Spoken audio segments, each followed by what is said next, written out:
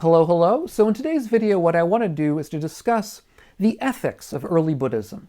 What is the ethical picture that we get in early Buddhism, in the words, at least, that seem to be left to us by the Buddha?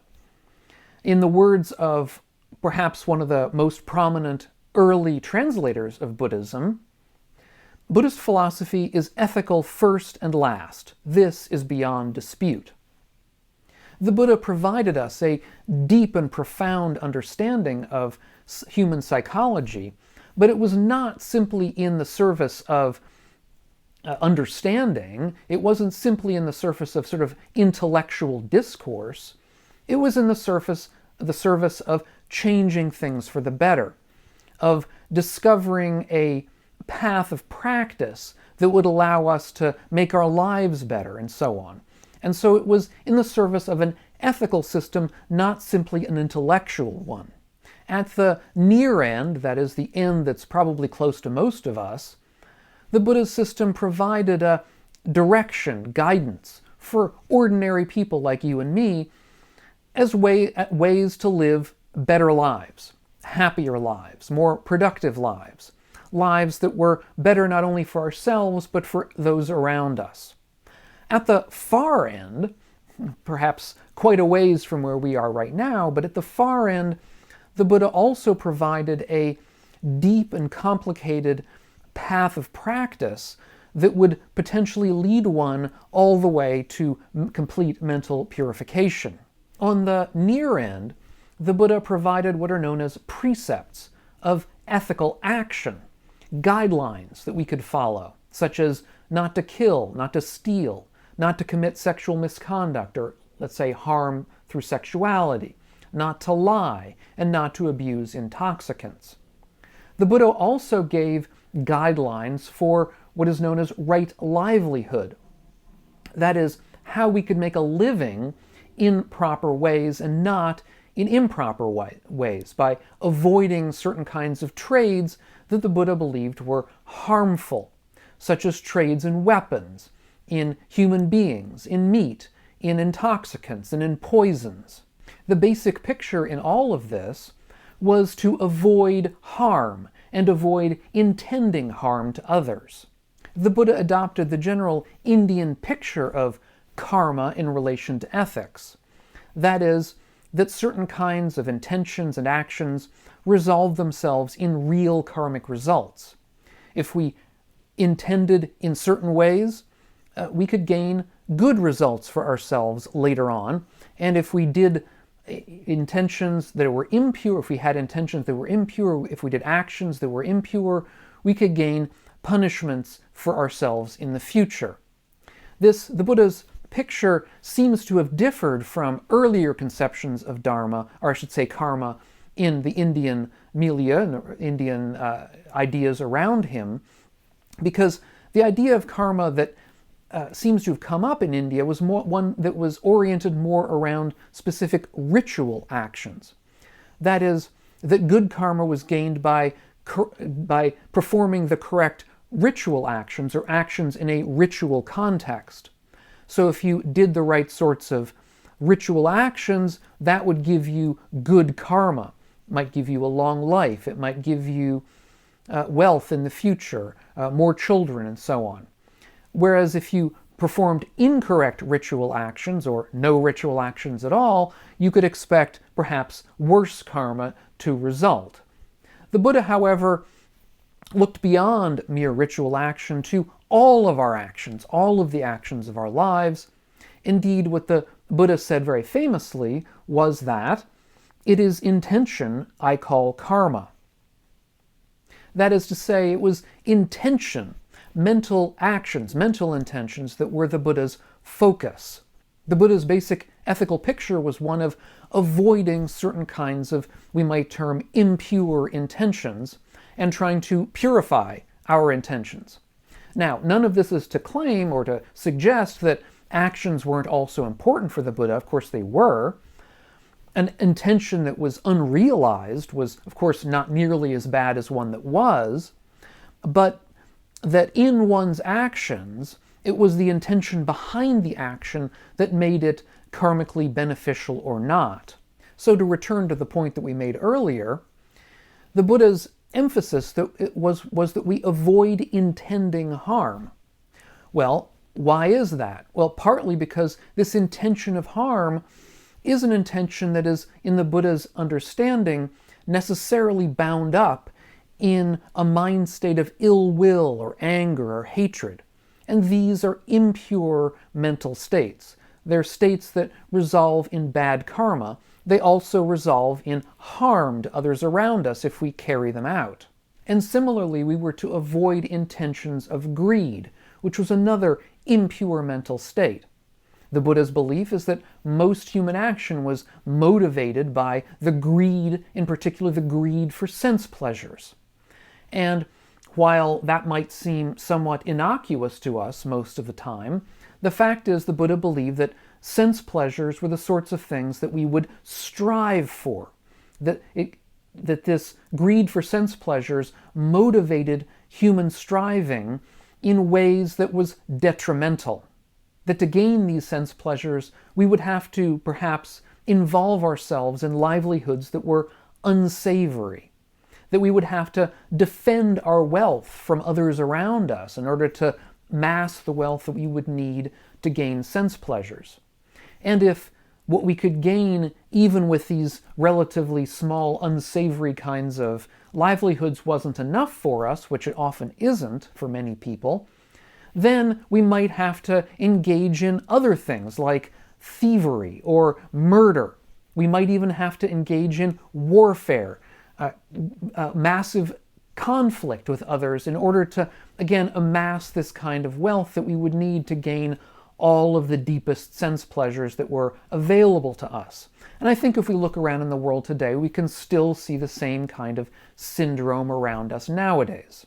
The Buddha suggested that we abandon that entire path and look for a different one. In particular, he suggested that the pleasures involved in meditation were actually greater than those that we could gain from sense pleasures.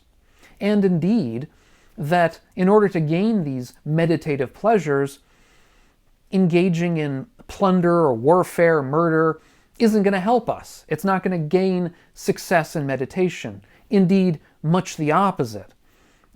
Engaging in warfare or thievery is going to bring up in us, is going to tend to bring up in us regrets, and these regrets themselves are hindrances to success in meditation. So by abandoning that entire path of greed, we can find a different and actually a better path. The Buddha also taught that by cultivating wisdom through insight, we could actually gain an ability to see the way things really were, that all things were impermanent, that even we ourselves were impermanent, and so our own desires, wishes, greeds were themselves impermanent and should not be relied upon. And that this vision, this wisdom, would lead us to abandon the gathering of wealth altogether. It would lead us to abandon ownership altogether, in the understanding that ownership was essentially useless to us in the pursuit of true happiness, pleasure, and wisdom. And to support the people involved in such a system, the Buddha created also the sangha of monastics.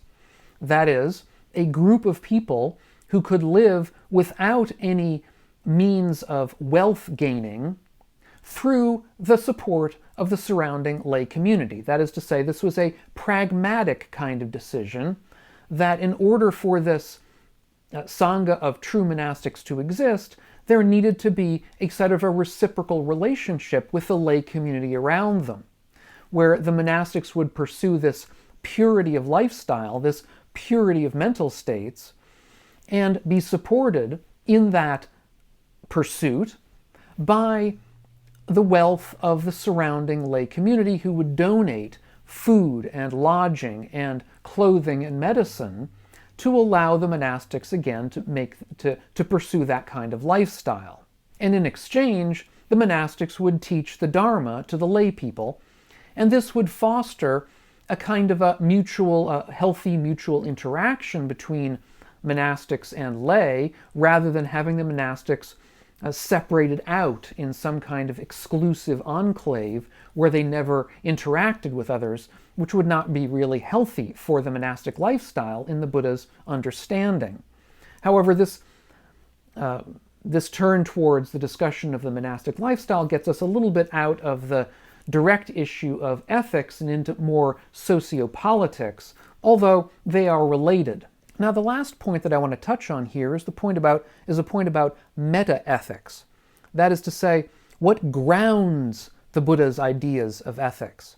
This is a question that has taken on a lot of currency in Western philosophy discussions of the philosophy of ethics. In other words, trying to understand what makes ethical claims true, how are they grounded? That is to say, are we really discussing perhaps the perfection of certain kinds of virtues? Are human virtues what ground our ethical claims, the perfection of virtues? Perhaps the consequences. Are the consequences of our actions what really ground our ethical claims, where good consequences make things good and bad consequences make things bad? Is ethical universability of laws what grounds our ethical claims? Is the achievement of higher pleasures what grounds our ethical claims? Or perhaps are our ethical claims simply matters of opinion without any grounding, and your opinion is as good as mine, and we're all just discussing our own opinions about ethics? Which of these correctly describes the Buddha's opinion? Well, to begin with, the Buddha certainly did not believe that ethics was simply a matter of opinion. For him, for example, the laws of karma were real laws. They were not simply opinions of one kind or another, but that if you did certain kinds of actions with certain kinds of intentions behind them, you would receive certain kinds of benefits or harms because of that. And if you didn't receive them in this life, you would receive them in a later life.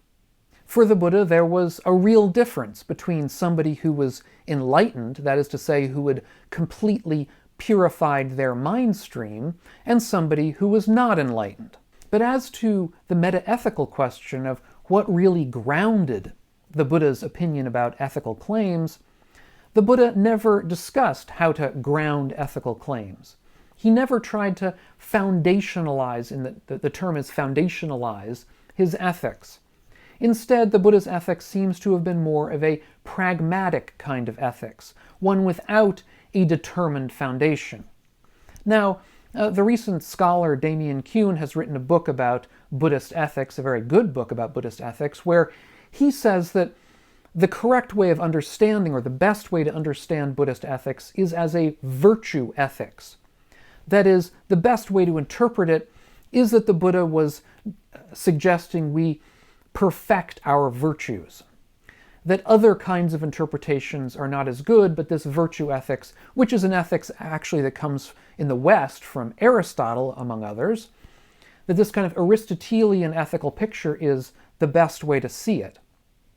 On the other hand, the scholar Abraham Velez de Sea, who has written a number of papers about this kind of thing, has, to my mind, a somewhat more nuanced picture. What Velez de Sea says is that actually you can find many different interpretations in the early texts. He talks about two in particular. He says, yes, you can find these claims about perfecting virtues, but you can also find claims about consequences.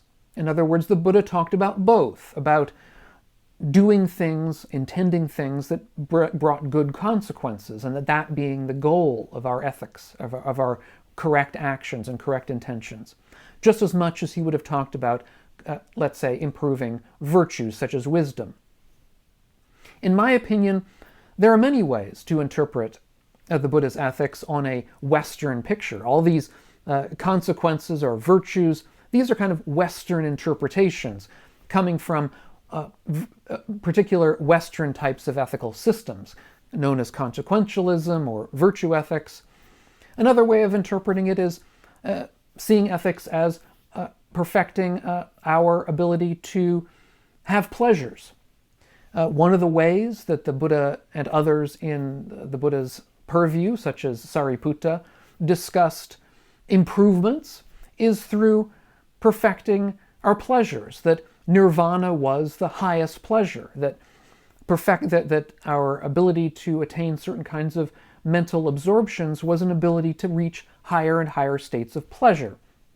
I did a past video on that, and I'll leave a link to that video in the notes. So, in my opinion, we can look at early Buddhist ethics from many different lenses of Western ethics, and see it as encompassing one or another kind of a foundationalist system. But in truth, they all are correct because none is correct, because the Buddha never attempted to foundationalize ethics at all.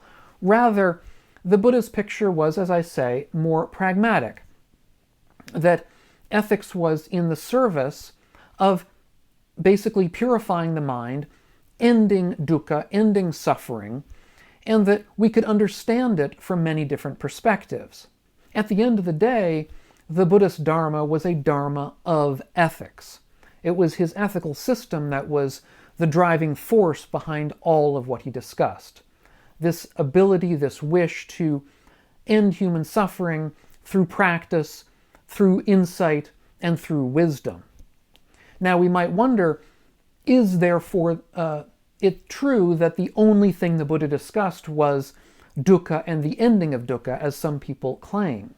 And I did a separate video on that claim, on that discussion, and I'll leave a link to it up here on the screen if you haven't seen it. Thanks so much for paying attention, for watching this video, and we hope to catch you on the next one. And if you want to donate a little bit here and there to help support the channel and the work that we're doing, consider taking a look at my Patreon page, which is linked on the screen and down below in the notes. Thanks so much, and we'll catch you on the next one, and meanwhile, all of you, be well.